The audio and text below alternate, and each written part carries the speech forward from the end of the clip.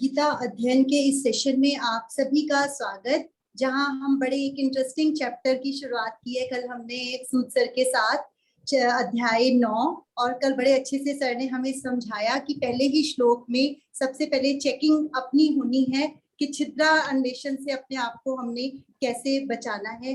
Sir ये जो book है इस्कॉन वाली, इसमें ये भी लिखा हुआ है कि हे अर्जुन, चूंकि तुम मुझसे कभी ईर्ष्या नहीं करते या तुम मुझ में विश्वास करते हो, तो ये मुझ में के ऊपर और चर्चा। वैसे इसमें ये लिखा हुआ है कि मुझ में अर्थात जैसे जब हम गुरु के पास जाते हैं तो बहुत सारे डाउट्स हमारे मन में होते हैं, या गुरु को भी हम परखने की ट्राई करते हैं कि इनको नॉलेज भी है या नहीं है। और जब वो संपूर्ण ज्ञान हो जाता है उसके बाद गुरु जैसे कहते हैं, फिर वो गलत हो सही हो कुछ भी हो, हमें पक्का पता है कि वो हमारे भले के लिए कह रहे हैं, तो वैसे ही चलते हैं। शायद कुछ कुछ ऐसा ही होगा। बाकी आप थोड़ा समझाएं सर। सर को प्रणाम। आप सभी को प्रणाम, बहुत बहुत धन्यवाद। बातचीत शुरू करते हैं। जो संस्कृत का शब्द आया है यह है ते अनसूयवे, कि तुम अनसूयवे हो। अब तुम मुझसे घृणा नहीं करते, या मेरे से नफरत नहीं करते, या मेरे में गलतियां नहीं निकालते, या किसी में भी गलतियां नहीं निकालते। यहाँ जो शब्द लिखा है दोष दृष्टि रहित, किसी भी तरीके से सोचें, चाहे एक के प्रति हो या दूसरे के प्रति हो, मूल भाव है कि हम गलतियां निकालने से बचें। या तो गलतियां इस तरीके से हों जैसे कोई कंपनी वाला फीडबैक पूछता है, कोई अमेजोन वाले, फ्लिपकार्ट वाले या कोई और कंपनी कहती है कि अच्छा हमने ये माल सप्लाई किया, फीडबैक दीजिए। तो फीडबैक में पता चलेगा उनको कि वो कैसे इम्प्रूव कर सकते हैं। यहाँ मूल बात, चाहे वो किसी भी व्याख्या में आई हो, मूल बात वही रहेगी कि हम गलतियां निकालने से, दोष दृष्टि से, यानी हमारी नजर सिर्फ गलतियां निकालने तक सीमित ना हो। अगर मुझे कोई डिफेक्ट पता चल रहा है या मैंने कोई डिफेक्ट ढूंढने हैं, तो इस उद्देश्य से हो कि अब प्रगति करनी है, उन डिफेक्ट्स को रिमूव करना है। अगर हमने डिफेक्ट्स को रिमूव करना है, तब सारी एनर्जी जो ईश्वर से ही आ रही है वो उस तरफ लग जाएगी और धीरे धीरे डिफेक्ट रिमूव हो जाएंगे। और अगर गलतियां सिर्फ ईर्ष्यावश निकल रही हैं, कोई चीज अच्छी नहीं लगी, बस अंदर से गालियां निकल रही हैं, ये भी खराब है, वो भी खराब है, पड़ोस भी खराब है, सामान भी खराब है, लोग भी खराब हैं, घर वाले भी सारे खराब हैं, इसने वो कर दिया, उसने ये कर दिया, बगैर किसी फोकस के कि जिसको हम गलत कह रहे हैं या खराब कर दिया, बगैर इस फोकस के कि हम उसको कह दें या बता दें या खुद कर दें, इस उद्देश्य से कि वो डिफेक्ट ठीक हो जाए। तो ज्यादा इस पे विस्तार में न जाते हुए इतना ही समझते हुए कि ते अनसूयवे, तुझ दोष दृष्टि रहित, अर्जुन को दोष दृष्टि रहित मान करके चल रहे हैं। वो दोष दृष्टि रहित कृष्ण जी के लिए हो या किसी और के लिए हो या संपूर्ण संसार के लिए हो या वातावरण के लिए हो, तुझ दोष दृष्टि रहित के लिए इदम गुह्यतमम विज्ञान सहितम ज्ञानम, इस गुह्यतमम टॉप सीक्रेट, अल्टीमेट सीक्रेट, विज्ञान सहितम ज्ञानम, नॉलेज बताऊंगा, विज्ञान सहित बताऊंगा, साइंटिफिक तरीके से बताऊंगा, प्रवक्ष्यामि बताऊंगा, कहूंगा, भली भांति कहूंगा। तो यत ज्ञात्वा, कि जिसको जानकर, अशुभात मोक्ष से, अशुभ से मुक्त हो जाएगा। अशुभ को हम समझते आए हैं कि वो कोई भी काम जिससे मेरा नुकसान होता है, या वो कोई भी तरीका किसी सामान को यूज करने का, किसी पदार्थ को यूज करने का जिससे अपना नुकसान हो, परिवार का नुकसान हो, समाज का नुकसान हो, वातावरण का नुकसान हो, ब्रह्मांड का नुकसान हो, इनमें से किसी का भी नुकसान हो, यानी कि किसी चीज को जानकर अगर हम इससे बच जाते हैं, अशुभ से बच जाते हैं, ऐसा ज्ञान बताया जाएगा। ये पहले श्लोक में कहा। आज दूसरे श्लोक को पढ़ते हैं, देखते हैं उसमें क्या कहा है। शशि, दूसरे श्लोक को पढ़ें जरा। हाँ जी, पूर्व श्लोक में विज्ञान सहित ज्ञान कहने की प्रतिज्ञा करके उसका परिणाम अशुभ से मुक्त होना बताया। अब आगे के श्लोक में उसी विज्ञान सहित ज्ञान की महिमा का वर्णन करते हैं। राज विद्या राजगुह्यम पवित्रमिदम उत्तमम प्रत्यक्षावगमम धर्म्यम सुसुखम कर्तुम अव्ययम। इदम राज विद्या राजगुह्यम। इदम, यह पवित्रम, इदम पवित्र के बाद वर्ड है इदम। यह विज्ञान सहित ज्ञान अर्थात समग्र रूप, राज विद्या संपूर्ण विद्याओं का राजा, राजगुह्यम संपूर्ण गोपनीयों का राजा है, पवित्रम उत्तमम, यह अति पवित्र और अति श्रेष्ठ है, प्रत्यक्षावगमम, इसका फल भी प्रत्यक्ष है, धर्म्यम अव्ययम कर्तुम सुसुखम। धर्म्यम, यह धर्म्य है, अव्ययम, यह अविनाशी है, कर्तुम सुसुखम, करते में बहुत आसान है, इसको करना बहुत सुगम है। यह विज्ञान सहित ज्ञान अर्थात समग्र रूप, संपूर्ण विद्याओं का राजा और संपूर्ण गोपनीयों का राजा है। यह अति पवित्र तथा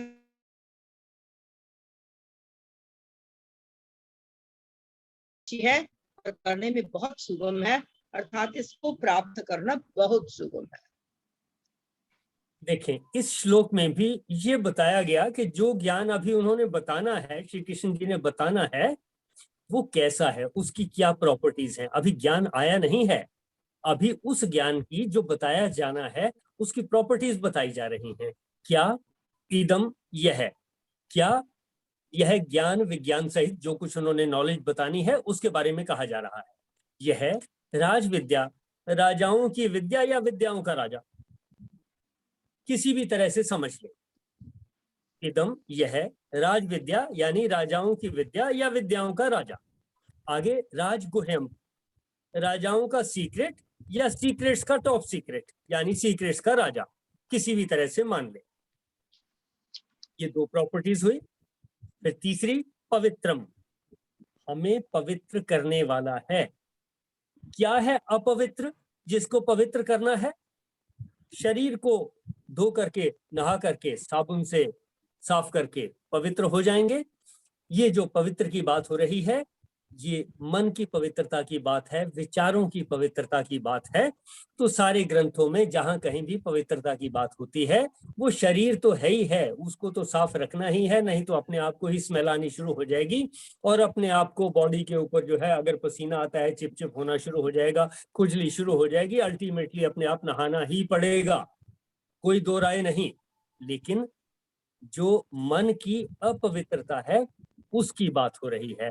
इदम राज विद्या, यह राजाओं की विद्या या विद्याओं का राजा, राजगुह्यम, राजाओं का सीक्रेट या सीक्रेट्स का टॉप सीक्रेट, पवित्रम, पवित्र करने वाला, विचारों को पवित्र करने वाला, मन को पवित्र करने वाला, उत्तमम, उत्तम से भी ज्यादा, अति उत्तम क्वालिटी बताई, बहुत बढ़िया है। ये अभी बताया नहीं है क्या चीज है, नॉलेज अभी उसकी नॉलेज की जो बताई जानी है उसकी प्रॉपर्टीज हैं।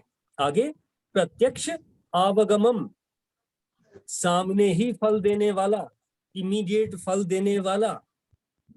मैं अच्छा काम करूं उसका फल मुझे उसी वक्त मिलता है।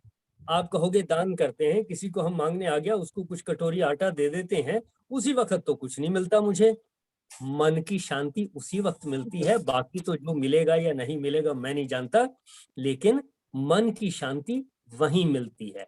कोई भी अच्छा काम, किसी कष्ट में आए व्यक्ति को आप हेल्प करते हो, उसका आशीर्वाद और उससे भी पहले आपके मन की शांति ये इमीडिएट मिलती है। प्रत्यक्ष आवागमम यानी कि मन की शांति हमें इमीडिएटली मिलेगी। धर्म, ये धर्मयुक्त है। और फिर कहा कर्तुम सुसुखम, करने में अति सुख वाला है, यानी जब हम इंप्लीमेंट करेंगे तो ये आसान है। और एक और शब्द कहा अव्ययम, खर्च नहीं हो सकता। अविनाशी शब्द कहा हिंदी में, इसका मतलब भूतकाल में भी था, वर्तमान में भी है, भविष्य में भी रहेगा। जो ऐसा है उसी के लिए अविनाशी शब्द इस्तेमाल किया जाता है, अनादि और अविनाशी। तो यहाँ कहा अव्ययम अविनाशी, तो ये सिर्फ अभी प्रॉपर्टीज बताई कि जो नॉलेज आने वाली है, जिसको श्री कृष्ण जी बताने वाले हैं, उससे हमें क्या क्या फायदे होने वाले हैं। फिर से देखें, इदम राजविद्या, यह राजाओं की विद्या या विद्याओं का राजा, यह नॉलेज। राजगुह्यम, राजाओं का सीक्रेट या सीक्रेट्स का टॉप सीक्रेट। पवित्रम, पवित्र करने वाला, मन को पवित्र करने वाला। उत्तमम, अति उत्तम। प्रत्यक्ष, अवगमम, इमीडिएटली रिजल्ट देने वाला।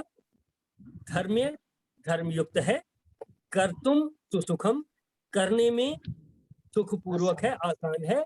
अव्ययम और अविनाशी है, यानी भूतकाल में भी था, वर्तमान में भी रहेगा और भविष्य में भी एप्लीकेबल होगा। ऐसी प्रॉपर्टीज उस ज्ञान की बताई जिस ज्ञान को अभी हमने जानना है। यहाँ तक पहले और दूसरे श्लोक में किसी का कोई प्रश्न या सुझाव? आगे समझ, बहुत अच्छा क्लियर किया। चलिए शशि, तीसरे श्लोक को पढ़ते हैं। हाँ जी। ऐसे सुगम और सर्वोपरि विद्या के होने पर भी लोग उससे लाभ क्यों नहीं उठा रहे, इस पर कहा गया है। और श्रद्धानः पुरुषा धर्मस्यास्य परन्तप अप्राप्य माम निवर्तन्ते मृत्यु संसार वर्त्मनि।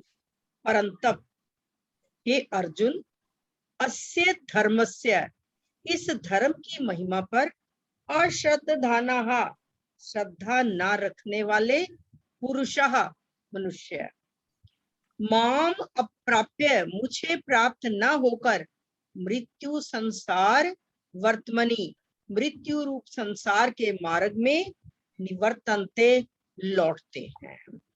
हे परंतप, इस धर्म की महिमा पर श्रद्धा न रखने वाले मनुष्य मुझे प्राप्त ना होकर मृत्यु रूप संसार के मार्ग में लौटते रहते हैं, अर्थात बार बार जन्मते मरते रहते हैं। समझ लेते हैं जरा श्लोक को। हे परंतप, अर्जुन के लिए कहा गया, अस्य धर्मस्य, इस धर्म से या इस धर्म में, किस धर्म की बात हो रही है? जो अभी बताया जाना है उसकी बात हो रही है। अश्रद्धाना, बगैर श्रद्धा वाले, जिनकी श्रद्धा नहीं है। किसमें श्रद्धा नहीं है? जो अभी बताया जाना है उसकी बात हो रही है। पुरुषाः, ऐसे व्यक्ति जिनकी जो बताई जाने वाली बात है उसमें श्रद्धा नहीं है, उन लोगों का क्या होता है? माम अप्राप्य, मुझे प्राप्त ना होकर। कृष्ण जी को प्राप्त होने का क्या मतलब? परेशानी का दूर हो जाना, मन के कष्टों का, मन के स्ट्रेस का दूर हो जाना, जो हमारे अंदर उथल पुथल चल रही है उससे स्टेबल स्टेट में आ जाना, उसको कहेंगे ईश्वर को प्राप्त होना, श्री कृष्ण जी को प्राप्त होना। कैसा भी समझ लें, माम अप्राप्य, मुझे प्राप्त ना होकर, यानी कि उस ईश्वर जैसे शांत भाव को प्राप्त ना होकर, यानी कि मन अशांत ही रहेगा। कि जो अस्य धर्मस्य अश्रद्धाना पुरुषा, इस धर्म में श्रद्धा रहित पुरुष हैं, यानी इस नॉलेज में जो श्रद्धा नहीं रखते होंगे, वो स्टेबल स्टेट ऑफ माइंड को प्राप्त ना होकर, स्थिर बुद्धि को प्राप्त ना होकर, मृत्यु संसार वर्तमनि निवर्तन्ते, उनका क्या होता है? मृत्यु संसार में घूमते रहते हैं। यानी कि ये जो विचार आने जाने हैं, उथल पुथल हैं, स्ट्रेस की स्टेट है, इसमें घूमते रहते हैं, भ्रमण करते रहते हैं, या उनका पुनर्जन्म होगा, या जिस भी तरीके से समझ लें, यानी परेशानी में रहेंगे। ये बताई बात कि जो नॉलेज बताई जाने वाली है, जो उसको उसमें श्रद्धा नहीं रखते वो स्ट्रेस में रहेंगे, ऐसा कहा गया। हम इससे अगले श्लोक में चलते हैं, देखें कि उसमें क्या कहा है। अभी तक जो ज्ञान विज्ञान सहित बताया जाना है उसके बारे में, उसकी प्रॉपर्टीज और उसको न फॉलो करने से जो डिफिकल्टीज आ सकती हैं उनके बारे में बताया गया। आगे चलते हैं शशि, श्लोक नंबर 4। हाँ जी, तो इसी से रिलेटेड क्वेश्चन अगर कोई है तो वो ले लें हाँ क्या? जी, हाँ जी, हाँ कहें। अगर जो अभी 3 क्वेश्चन किए हैं, अगर किसी का कोई भी प्रश्न हो या कुछ कहना चाहें तो जरूर बात कर सकते हैं, ताकि उसको समझ के आगे बढ़ा जाए। किसी के मन में भी कोई भाव हो इन तीनों श्लोकों को लेकर तो जरूर बताएं। सर की स्पीड बहुत ज्यादा है, लेकिन हमें जितना समझ में आ जाए उतना ही अच्छा है। हम इस पे फिर चर्चा करेंगे। अभी हम नहीं थोड़ा सा और आगे लिंक में आ जाएं, इन पे लौट के फिर हमारी चर्चा चलती रहेगी। ठीक है, नहीं, ये ठीक है 3 श्लोकों का जो मेरे दिमाग में आया, मैं आपसे जो सीखी हूँ वो बताती हूँ। कि कहें। पहले श्लोक को जो बताया है गुह्य ज्ञान कि दोष दृष्टि से रहित है, तो इसलिए तेरे को मैं दे रहा हूँ ये गोपनीय ज्ञान जो है, सीक्रेट ज्ञान जो बताया है, जिससे तू अशुभ से ही संसार सूत्र सागर से पार हो जाएगा। दूसरे में उस ज्ञान की क्वालिटीज बताई हैं कि ये विद्याओं का राजा है और ये टॉप सीक्रेट है, और फिर ये बहुत पवित्र है। ये पवित्रता का मतलब मन की पवित्रता। और फिर आगे कहा है ये अति उत्तम है और ये प्रत्यक्ष फल देने वाला है। हमें उसी समय मन की शांति मिल जाती है जब हम कुछ भी अच्छा कार्य करते हैं। और फिर कहा है कि धर्म में है ये, और सुख अव्ययम ना सुसुखम कर्तुम, ये करने में बहुत आसान है और ये अविनाशी है। उस नॉलेज के बारे में बताया। और फिर उसमें आगे उसमें बताया कि हे अर्जुन, जिसकी इस मतलब के धर्म के बारे में कहा है, श्रद्धा नहीं होती, वो मनुष्य मुझे प्राप्त ना होकर, मतलब कि मेरे गुणों को अपने अंदर ना लाकर इस संसार में बार बार जन्मते मरते रहते हैं। जन्मने मरने का मतलब यह है कि जब हमारा मन शांत नहीं है तो हम तकरीबन संसार रूपी सागर में ही घूमते रहते हैं। जब तक हमारी इच्छाएं पूरी नहीं होती तो तब तक हम इसी में ही रहते हैं। जो मैं समझ पाई हूँ, पता नहीं अब कहाँ तक वो ठीक बोली हूँ। क्योंकि आपने ठीक कहा, सिर्फ एक चीज में थोड़ी सी बदलाव की जरूरत है। इसलिए नहीं अर्जुन को बताया जा रहा कि वो दोष दृष्टि रहित है। ये कह रहे हैं कि आप दोष दृष्टि रहित हो।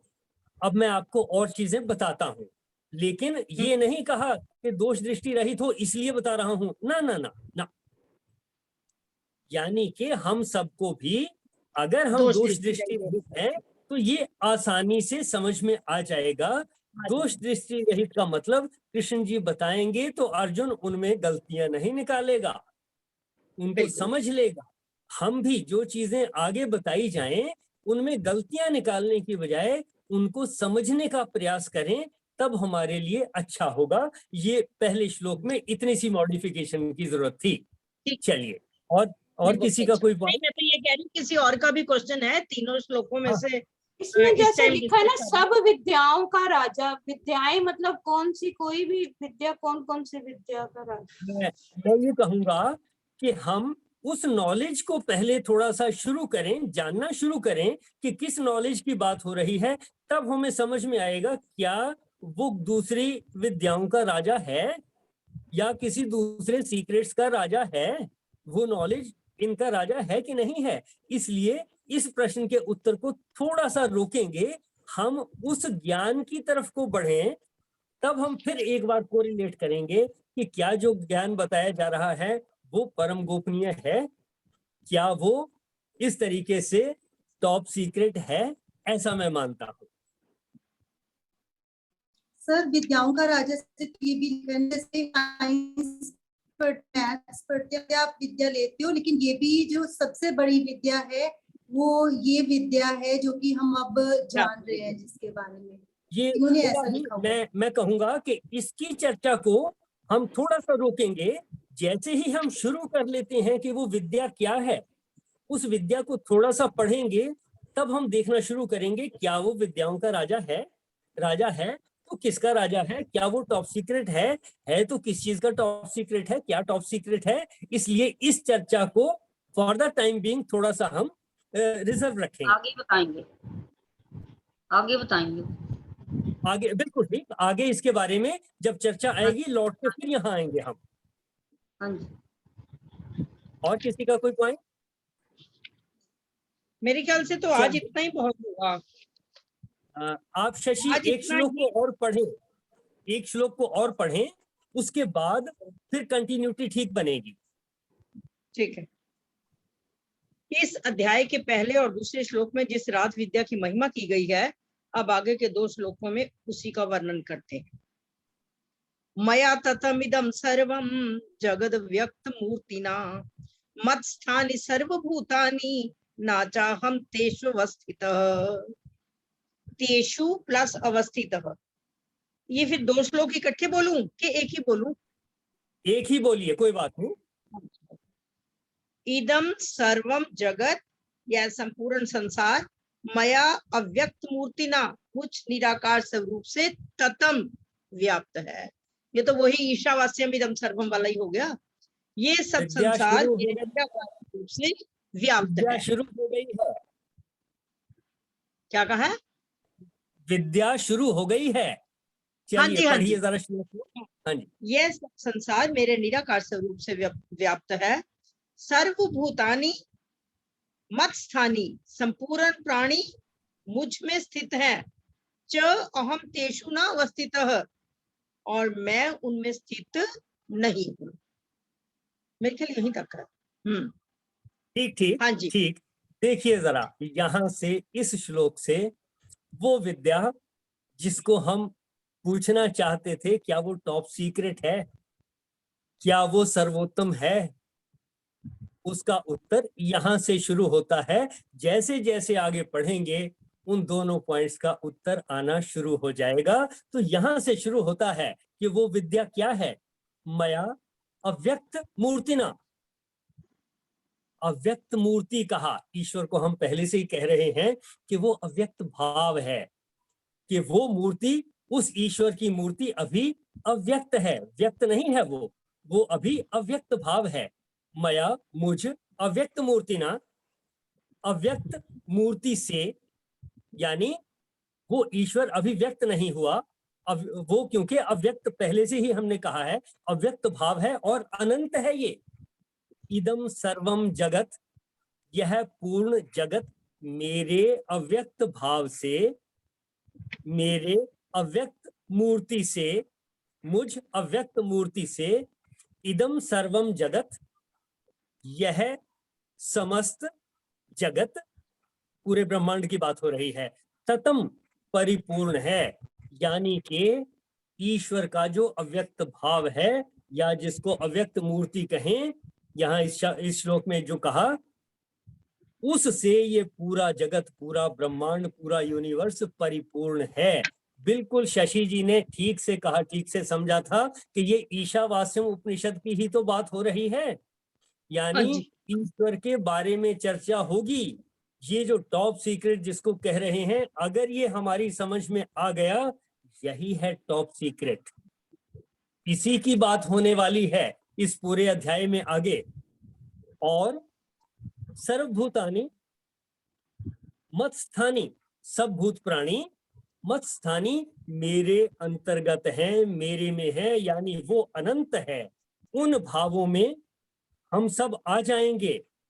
अहम तेषु न अवस्थित है, लेकिन उनमें मैं स्थित नहीं हूं। मेरे भावों में मेरी संतान हो सकती है, लेकिन संतान के भावों में मैं होऊंगा कि नहीं, कुछ नहीं कह सकते। फिर सुने इस बात को, मेरे अव्यक्त भावों में मेरी संतान, चाहे वो उत्पन्न हुई है या नहीं हुई है, हो सकती है, लेकिन अपने संतान के भावों में वो भी अव्यक्त हैं। मैं होऊंगा कि नहीं होऊंगा, इसका कुछ पता नहीं।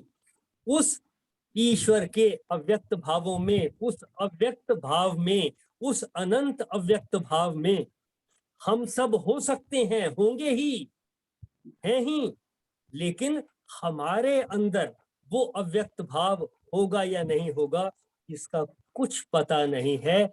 ये सीक्रेट की बातें हैं। ये हमारी समझ में आ जाएं तो धीरे धीरे हम ईशावास्यम इदम सर्वम को और अच्छे से समझ पाएंगे। इसी बात को लेकर के सबसे पहले मैंने कहा था कि पहले हम ईशावास्य उपनिषद को समझ लें, ईश्वर से मिल लें, उसको जान लें, पहचान लें। और इस समय भी मैं एक बार फिर कहता हूं कि हम एक बार फिर पढ़ें ईशावास्य उपनिषद को और जाने कि ईशावास्यम इदम सर्वम, यहाँ जो कुछ है वो ईश्वर से आच्छादित है, यानी ततम, ईश्वर उसमें बसा हुआ है, उसमें रचा हुआ है, वो हमारे बाहर भी है, अंदर भी है। ऐसी बातें और इससे रिलेटेड और भी चीजें जो ईशावास्य उपनिषद में कही गई हैं, हम बहुत थोड़े में एक ही आधा ही 1/4 लाइन कह करके ही इसको समझते आए हैं बार बार, ईशावास्यम इदम सर्वम। ये सिर्फ 1/4 है श्लोक का। हम ईशावास्य उपनिषद के बाकी श्लोकों को भी पढ़ें। अब लौट के आए जो प्रश्न था कि इदम गुह्यतमम, टॉप सीक्रेट, यही टॉप सीक्रेट है ईश्वर के बारे में जान लेना, यही टॉप सीक्रेट है। इसी टॉप सीक्रेट की बात की जा रही है। विज्ञान सहितम ज्ञानम, इसको जब हम समझ लेंगे तो पूरा हमारी समझ में आ जाएगा। और दूसरे श्लोक में कहा था राज विद्या, राजाओं की विद्या या विद्याओं का राजा, जितनी यूनिवर्स की नॉलेज है, अगर हमें ये समझ में आ गया कि ये ईश्वर से ही चल रहा है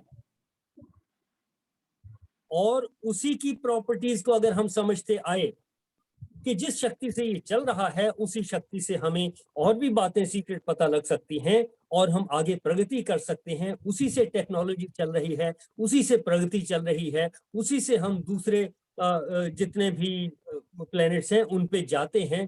कोई हवाई जहाज बने हैं, कोई कुछ बने हैं, उन्हीं से हम सब एक दूसरे को से कम्युनिकेट करते हैं, बातचीत करते हैं, स्ट्रेस को समझते हैं, स्ट्रेस से बचने के उपाय करते हैं, इसको मैनेज करने के तरीके निकालते हैं।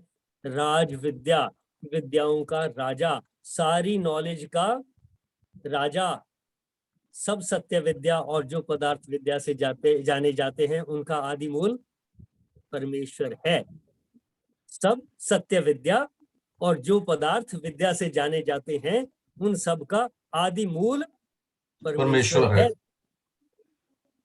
यही बात कही जा रही है और समझ लेनी है हमने। राज विद्या, ये विद्याओं का राजा है या राजाओं की विद्या है, जैसा भी कह लें। राजगुह्यम, राजाओं का सीक्रेट या सीक्रेट्स का राजा, टॉप सीक्रेट है ये बात समझ में आ गई। टॉप सीक्रेट समझ में आ गया तो जीवन में समझ में आना क्या बाकी बचेगा। अब देखें, या आज की चर्चा यहीं तक सीमित रखेंगे, फिर भी किसी का कोई प्रश्न है तो देखें उसकी चर्चा करेंगे थोड़े समय में आज, फिर बाकी कल पे छोड़ेंगे। एक जैसे क्वेश्चन है, एक कोई पूछता है कि आप कौन हो? मैं परमात्मा का अंश हूँ और परमात्मा से आया हूँ और मैंने परमात्मा में ही लीन हो जाना है। ये तो हुआ हाँ। कि सारा संसार मेरे में स्थित है, मतलब कि परमात्मा में सारा संसार स्थित है। जो कहा गया मया ततमिदम सर्वम, ईशावास्यम इदम से जो कहा गया है कि कोई क्वेश्चन पूछा जाए तो आम व्यक्ति नहीं इसका जवाब दे सकता होगा, तो यही बाकी आप अपने विचारों के मुताबिक बताएंगे। जो मैं बता रही हूँ कि मैं परमात्मा का अंश हूँ और परमात्मा से ही आया हूँ और परमात्मा में ही लीन हो जाना है। एंड तो जिससे आया है उसी में लीन होता है। देखें, ये बात ठीक है जो आपने कही, बोला इसका। हाँ जी, लेकिन अधूरी है। मैं अकेला ऐसा हूं ऐसा नहीं। इस यूनिवर्स में जड़ चेतन जो भी कुछ है वो उस अव्यक्त भाव परमात्मा में ही स्थित है और परमात्मा में ही मिल जाना है वो सारा कुछ ही। मतलब ये तो सिर्फ मैंने वैसे बात करी है ये, लेकिन इसका जो दूसरा पार्ट है, इसका इसी श्लोक का जो दूसरा पार्ट है कि मैं तो सारा संसार तो मेरे में स्थित है लेकिन मैं उसमें स्थित नहीं। उसके लिए कहा गया है कि सबका तो नाश होता है, मेरा तो नाश नहीं होता। नहीं, नाश किसी का भी नहीं है, नाश किसी का भी नहीं है। It is only transformation. स्थूल शरीर तो जाता ही है हमारा। देखिए, इसमें नाश किसी भी चीज का नहीं है, सिर्फ ट्रांसफॉर्मेशन है, एनर्जी की ट्रांसफॉर्मेशन है एक से दूसरी फॉर्म में। जब समुद्र का जल वाष्प बनता है तो जल का नाश नहीं हो गया, वो ट्रांसफॉर्म हो गया और फिर वो बादल में बन गया। अभी ट्रांसफॉर्मेशन हुई है यानी कि इकट्ठा हो गया, अब ठंडा होकर के वापस बरसना है, फिर ट्रांसफॉर्मेशन हो रही है और ठंडा हो जाएगा, बर्फ बन जाएगा, ट्रांसफॉर्मेशन हो जाएगी। लेकिन नाश कुछ भी नहीं होना, सारी चीज इस यूनिवर्स के अंदर ही रहनी है, इस यूनिवर्स के अंदर ही सब कुछ रहेगा, चाहे जड़ है या चेतन है, सब कुछ इस यूनिवर्स के अंदर ही रहेगा। यहीं उत्पन्न हुए, यहीं अगर शरीर छूट गया तो बाकी चीजें पंच तत्वों में मिल गए, जो चेतन शक्ति है वो उस अव्यक्त में शामिल हो गई, उसमें मिल गई। इस तरीके से हम समझते आए हैं, धीरे धीरे और समझेंगे तो और भी समझ में आएगा, लेकिन इतनी बात तो हम शुरू से ही लेकर के चले थे कि हमने ईश्वर को इतना तो जाना है कि इस जगत में जो भी कुछ है, चर अचर सब कुछ वो ईश्वर से आच्छादित है, ईश्वर में लिपटा हुआ है। उन सब के अंदर भी ईश्वर है, उनके बाहर भी ईश्वर है, उनमें जो अव्यक्त है वहां वो रहता है। बीज में अव्यक्त है, उसका बड़ा हो जाना, शुक्राणु में अव्यक्त है, उससे बच्चे के रूप में जन्म ले लेना। इसी तरह से हर एक कोशिका में अव्यक्त है कि उससे तना बनेगा या पेड़ बनेगा, पत्ते बनेंगे, फल बनेंगे, फूल बनेंगे, या हमारे शरीर वाले जो कोशिकाएं हैं उनसे हड्डी बनेगी, मांस बनेगी, बाल बनेंगे, क्या बनेंगे, ये अव्यक्त हैं। वो अनंत जो अव्यक्त है उसको भाव के रूप में हमने जाना इससे पहले के श्लोकों में, उस अनंत को हमने कहा अव्यक्त भाव। यहीं फिर कह रहे हैं अव्यक्त मूर्ति नाम, कि उस अव्यक्त मूर्ति के बारे में कहा जा रहा है कि उसमें तो सब कुछ है, उसके भावों में मैं हो सकता हूं, हम सब पेड़ पौधे हो सकते हैं, लेकिन पेड़ पौधों के भाव में या मेरे भावों में वो है या नहीं है किसका नहीं पता। इसी को कहा गया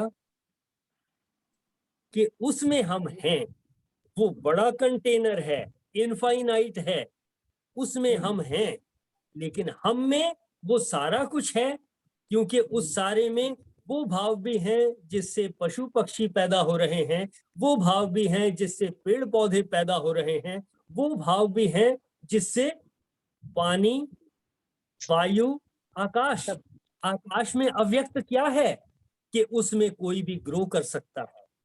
पानी में अव्यक्त क्या है, वाष्प हो जाना, बादल हो जाना, बरस जाना।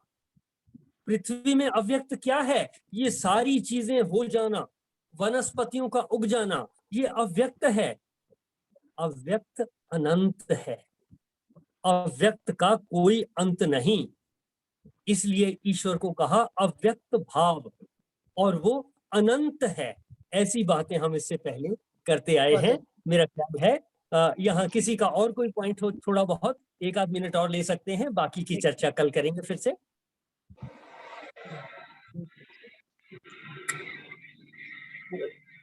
हेलो श्री सर, मेरी आवाज आ रही है? जी हाँ जी, आ रही है। श्री सर, मेरे को तो ये समझ आई है जैसे ये संसार एक गोल चक्कर है जी, है जैसे जहां से शुरू करते हैं वहां से उसका एंड हो जाना,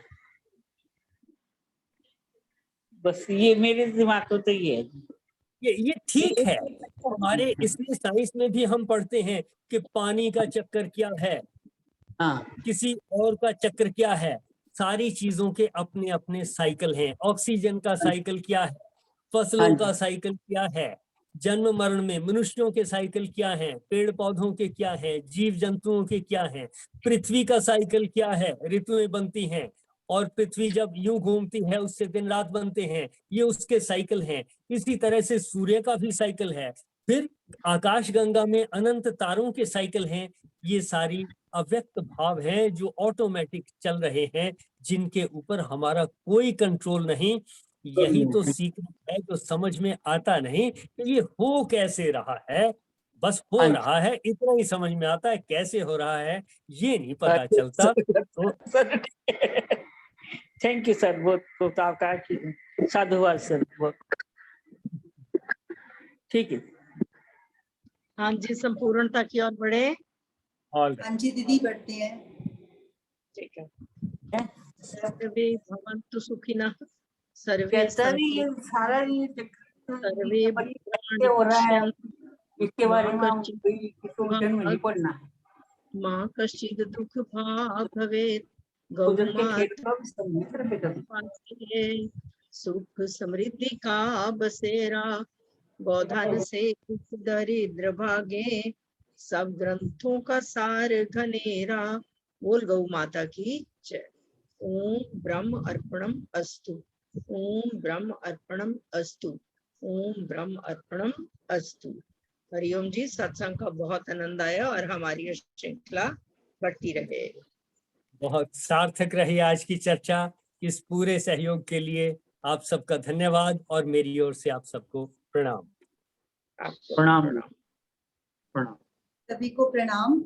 हमारे लिए 2 टेक अवे हैं सर। फर्स्ट यही कि छिद्रा इन्वेशन से बचना है, और दूसरा कि इस बात से खुशी का अनुभव हो रहा है कि ये गुह्यतर ज्ञान है जो सभी को नहीं मिलता, तो हमें मिल रहा है, इसका मतलब हम लकी हैं और हमें इसको ग्रहण करने का चांस मिला है। तो ये बहुत सभी का ही हमारा अच्छा भाग्य है। Thank you so much sir.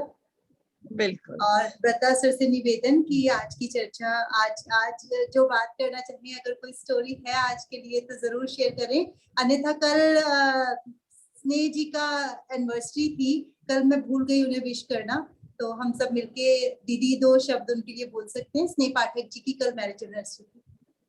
अच्छा, उसी की 2 लाइनें बोलनी है जो आगे बोलती हूँ। हाँ जी, हाँ जी। पाठक जी बैठे हैं? हाँ जी, हेलो। बैठे हैं। अच्छा, मैरिज एनिवर्सरी की बहुत बहुत मुबारक। 2 ही लाइनें बोलूं। शुभ विवाह की वर्षगांठ पर 100 बार बधाई हो, सदा रहो तुम मिलकर ऐसे जैसे दूध मलाई हो। तुमने जीवन साथी बनकर इतने वर्ष बिताए हैं, एक दूजे का हाथ पकड़ कर इस मंजिल तक आए हैं। आपस की यह प्रीत हमेशा हर दिन रात सवाई हो, सदा रहो तुम मिलकर ऐसे जैसे दूध मलाई हो। बहुत बहुत मुबारक, परमात्मा सुख समृद्धियों से भरपूर करे। पाठक मैडम शक्ल दिखा दो। धन्यवाद जी, आपका बहुत बहुत। ऋत्विक छोटे पाठक को लेके बैठे। हेलो ऋत्विक। बहुत सुंदर। प्लीज स्क्रीन ऑन नहीं करती हूँ, सुनती रहती हूँ। चलो बहुत बढ़िया। ये सभी की ओर गोपिका से ना फिर वो बहुत-बहुत बधाई। मिलता जुलता रहता है। धन्यवाद जी आपका, बहुत सबका दिल से धन्यवाद। कितने मजे से देख रहा है ये। हाँ जी, नहीं सुनता गोद में बैठ के बकायदा बड़े ध्यान से। बहुत अच्छी बात है। हाँ जी, ठीक है, बद्रा सर बहुत प्यारा केक लेके आए हैं, तो केक खा लिया जाए जरा हंसते हंसते जाने से पहले।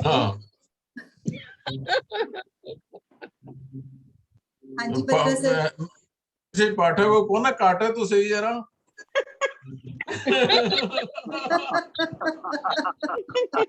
जब तक काटेंगे नहीं तो खाएंगे कैसे?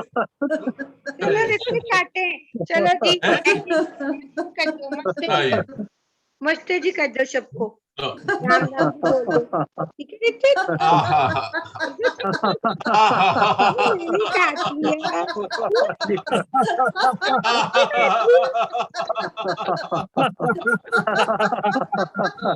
बढ़िया।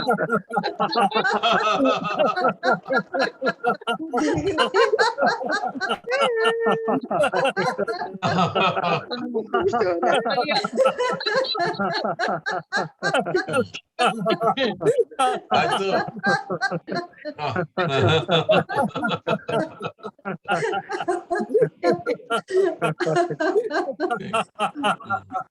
बंदरा से बच्चा भी बड़ा हैरान हो के देख रहा है, ये हा कहाँ से हो रही है। बहुत आराम लगा। सभी का बहुत बहुत धन्यवाद, ओके सभी को प्रणाम। प्रणाम जी सभी को। बहुत बहुत धन्यवाद। विपिन बख्ते, धन्यवाद जी, अच्छे से मीठे केक का। माता जी को प्रणाम, सबकी तरफ से माता जी को प्रणाम। दादी जी आशीर्वाद दे रहे हैं बाबू, दादी जी आशीर्वाद दे रहे हैं, ठीक है प्रणाम जी सभी को। है ना।